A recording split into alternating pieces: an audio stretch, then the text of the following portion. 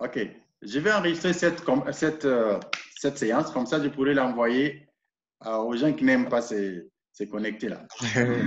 Ou ils n'aiment pas la technologie, je ne sais pas. Okay. Donc, ils pourront suivre ça après, mais j'enverrai ça pas publiquement sur la page YouTube. Je vais vous envoyer ça en privé. C'est-à-dire, je mets sur YouTube, mais ça sera destiné seulement à vous. OK?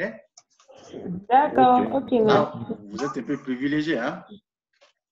Donc, pour ceux qui viendront en retard, donc nous sommes en train de faire l'analyse factorielle exploratoire en utilisant R et nous n'allons pas charger un package spécial parce qu'il y a déjà une fonction dans R qui nous permet de faire l'analyse factorielle exploratoire. C'est Factor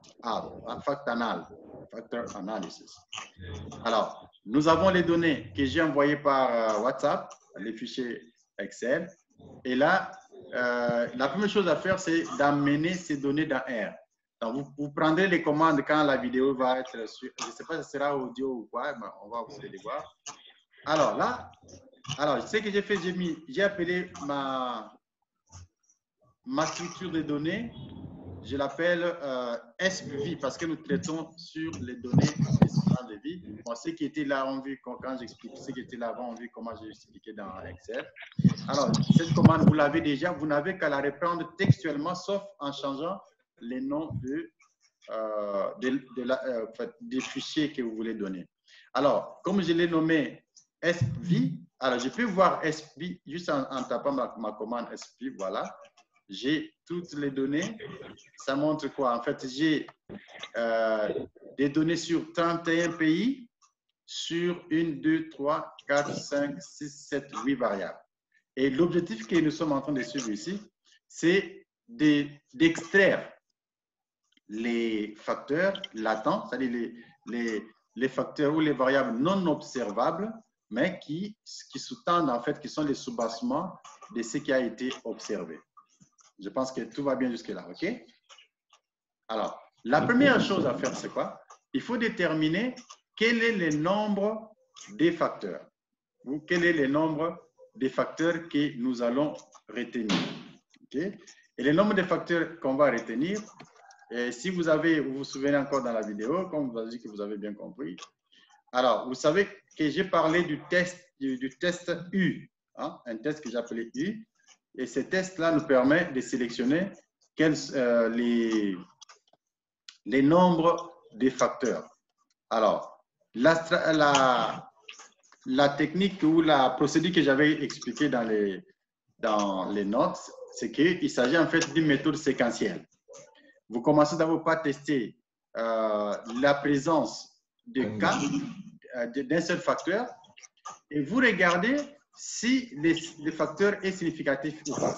Parce que l'hypothèse nulle de ce test est que les modèles à cas facteurs est approprié. Alors, si on ne peut pas rejeter cette hypothèse, alors on garde le nombre de facteurs. Par exemple, si on essaie k est égal à 1 et qu'on ne sait pas rejeter l'hypothèse que cette variable, la statistique U n'est pas significative, alors on va garder un modèle à un facteur. Au cas contraire, on essaie avec les modèles avec k plus 1, c'est-à-dire si on était à 1, on passe à 2, et ainsi de suite. Alors, pour faire ça, nous allons utiliser dans R, on va utiliser, j'ai déjà toutes les commandes que j'ai mises à côté. Alors, la commande qu'on va prendre, c'est malheureusement, les vidéos m'empêchent de voir. OK, Factanal. Et je pense que vous voyez très bien ça. Alors, on prend cette commande et alors, on fait l'analyse factorielle sur V, mais avec un facteur. C'est pourquoi j'ai mis SPV.fact1. C'est pour dire qu'on va faire les tests avec un seul facteur. Alors, remarquez ce que j'ai ici. C'est une fonction. Bon, comme j'avais déjà expliqué, les fonctions, c'est toujours, on a la parenthèse. Alors, j'appelle le fichier SPV, mais je ne prends que les colonnes allant de 2 à 9. Je pense que vous voyez ça très bien. 2 à 9. Et pour les lignes, je prends toutes les lignes. C'est pourquoi je mets espace, virgule, et puis 2 à 9. Pour dire que je prends seulement de 9, de 2, les lignes de 2 allant de 2 à 9. Et puis, l'argument factors détermine, mais pourquoi on me dit on manque de temps déjà? Ah, c'est bizarre. OK, on va aller un peu rapidement. Facteur V est un facteur, et puis la méthode, c'est la méthode du maximum de vraisemblance. Alors, je vais mettre cette commande et l'exécuter. Alors, après avoir exécuté la commande, il faut maintenant appeler les résultats en question. Les résultats, parce que les résultats, j'ai assigné cela à un objet, les résultats n'apparaissent pas. Alors, je vais taper encore SPV, .fact1, c'est pour voir les résultats. Vous voyez, tous les résultats que j'ai là-bas, je vais vous expliquer les différents résultats. Alors, les résultats commencent par call, factanal, ainsi de suite. Alors, la première chose qu'on nous donne, c'est uniqueness. Uniqueness, c'est quoi? Ce sont les variances spécifiques. Alors, vous savez qu'il y a les communalités et les variances spécifiques. Alors, les uniqueness ici nous donnent les variances spécifiques. Par exemple, pour M0, la variance spécifique est égale à 0,238.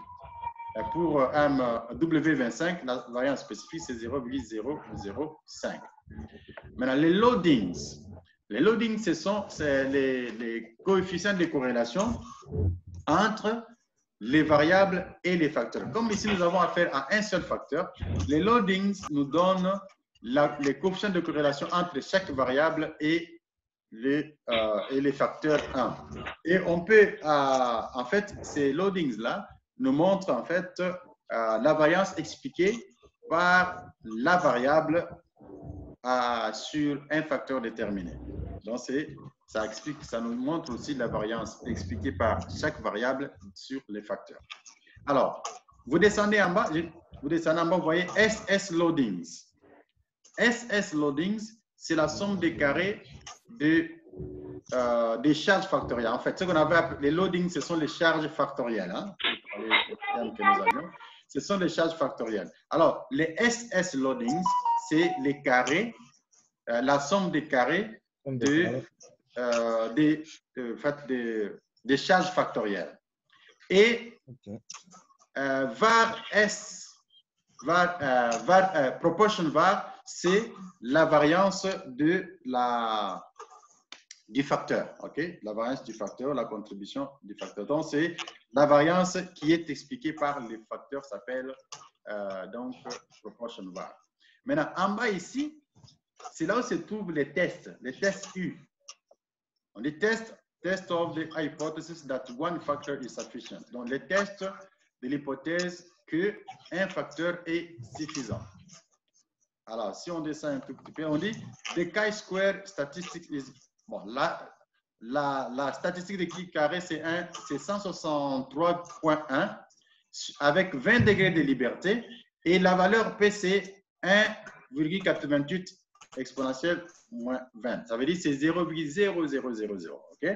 Alors, ce qui veut dire que cette hypothèse nulle doit être rejetée. Et comme l'hypothèse nulle est rejetée, ça veut dire qu'il faut qu'on passe à deux facteurs pour essayer de voir si les deux facteurs seront suffisants. OK? Alors, pour ça, je vais refaire la même. Je vais maintenant faire l'analyse factorielle. Ici, je vais appeler fact2. Fact2 pour dire que je vais utiliser deux facteurs. J'utilise les mêmes fichiers et le nombre de facteurs, je change ça à 2. Voilà. Je change à 2. La méthode reste la même et j'ai fait les tests. Alors, maintenant, il faut que je vois. Alors, si vous voulez voir directement les résultats, il faut tout simplement éliminer la partie ici de SPV fact2, si vous voulez voir directement les résultats. Mais j'ai préféré les sauvegarder dans un fichier bien avant. Alors, je prends SPV.fact2 et je vois les résultats. Alors, les mêmes explications viennent. Vous avez les variances spécifiques, si vous remarquez bien. Par exemple, la variance spécifique pour M0 vient de changer significativement. Là, avant, c'était quelque chose comme 2,38. Voilà, c'est quelque chose. 2,38, mais maintenant, c'est 0,024. La variance a diminué. Et nous avons les charges factorielles. Nous avons également les racines carrées de des charges factorielles et la proportion des variances. Alors, ce que nous avons ici, quand nous venons d'ajouter un facteur additionnel, maintenant les résultats, on nous donne les résultats pour les deux facteurs. Vous avez pour les charges factorielles, on nous donne sur les premiers facteurs, chaque variable sur le premier facteur, et sur le deuxième facteur. Et maintenant, les résultats qui sont en bas, on nous donne d'abord les sommes des carrés et les proportions. À part les proportions, des variances expliquées par chaque facteur, on nous donne les cumuls, hein, cumulative variance. Anyway. On nous dit ici, donc le premier facteur a une variance de 0,446 et le deuxième 0,374 et les cumuls donnent 0,32. Vous voyez déjà que là, nous avons une bonne proportion qui est expliquée. Mais regardons les tests. Est-ce que deux facteurs sont suffisants? En regardant, excusez-moi, je regarde s'il y a quelques participants qui s'ajoutent, il n'y en a pas. Alors, en regardant, non, attendez, je vais voir s'il y a des gens qui essaient de les joindre. Non, il n'y en a pas. OK. En regardant les... sorry. OK. En regardant les tests d'hypothèse ici, on teste ici que deux facteurs sont suffisants. La statistique, c'est 45,24 et la valeur P est toujours 0,0000. Je pense que tout le monde comprend ça. Alors, ça veut dire donc qu'on rejette l'hypothèse nulle, que les deux facteurs sont suffisants. Alors, on passe maintenant, parce qu'on a dit que c'est une procédure séquentielle. On passe maintenant à K est égal à 3 facteurs. Alors, pour ce faire, je vais tout simplement... Alors, ici, je vais un peu vous démontrer. Non, je vais maintenant prendre 3, parce que maintenant, j'ai fait pour 3. Et je vais choisir le nombre de facteurs qui est égal à 3. La méthode d'estimation reste la même, je confirme. Et je vois maintenant SPV.fact3. Alors, voilà ce que j'ai comme résultat. Même explication, mais la chose qui s'ajoute maintenant, c'est que bon, les uniqueness ici, c'est donné d'abord juste pour les facteurs, pour 3 facteurs. Mais vous voyez que les loadings, les facteurs loadings, on nous en donne maintenant pour les 3 facteurs. Pour les 3 facteurs. Mais remarquez une chose hein, dans ceci. Vous remarquez que M75 ne charge pas sur les premiers facteurs. Vous voyez, sa charge est égale à 0. Et W0 ne charge pas sur le troisième facteur. Donc, ça veut dire que sa charge factorielle est égale à 0.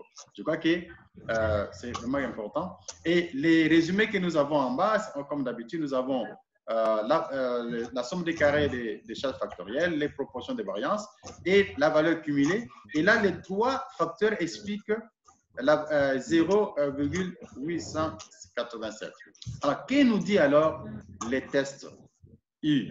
Le test U nous dit que la valeur qui carré est de 6,73 avec 7 degrés de liberté et la valeur P est de 0,458. Je ne sais pas si je vous ai dit ça ou bien vous avez vu ça dans votre cours d'économétrie.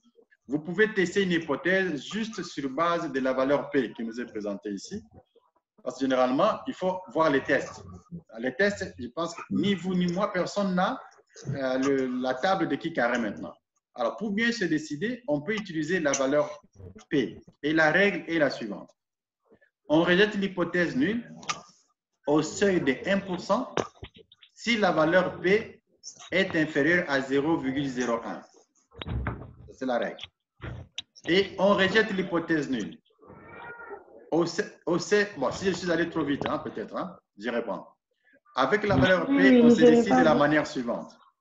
On rejette l'hypothèse nulle si la valeur P est inférieure à 0,01. Là, c'est au seuil de 1%. Maintenant, au seuil de 5%, on rejette l'hypothèse nulle si la valeur P est inférieure à 0,05. Je pense que c'est clair. Hein? Alors, maintenant, quand nous prenons cette règle pour la comparer avec ce que nous avons ici, on remarque que la valeur P est de 0,458. Ce n'est pas inférieur à 0,05, le seuil standard qu'on utilise. Et par conséquent, on ne peut pas rejeter l'hypothèse nulle. Est-ce que c'est clair? On ne peut pas rejeter l'hypothèse nulle. Et dans votre langage économétrique ou statistique, ne dites jamais on accepte l'hypothèse nulle. Non, c'est pas